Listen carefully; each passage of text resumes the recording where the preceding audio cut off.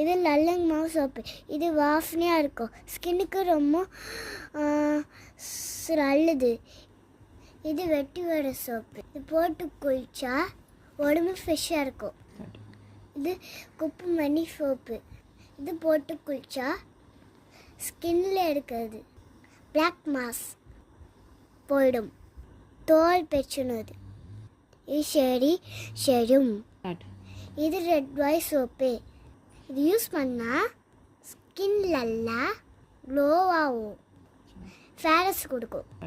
இது fashion box. இது ஆட்டு பல்லு செஞ்சது. இது வெட்டி வடை பவுடர் சேர்த்துருக்கோம். இது லலங் மாவு பவுடர் சேர்த்துருக்கோம். இந்த 2 சோப்பும் இது கிரிசினி பிளேஸில் செஞ்சுருக்கோம். இது 2மே ஆட்டு பல்லில் செஞ்சுருக்கோம். பார்த்தீங்களா, சோப்பெலாம் பார்த்தீங்களா மட்டும் சொல்லிட்டு இன்னொரு சில நிறைய கம்மியாக தான் வரும்.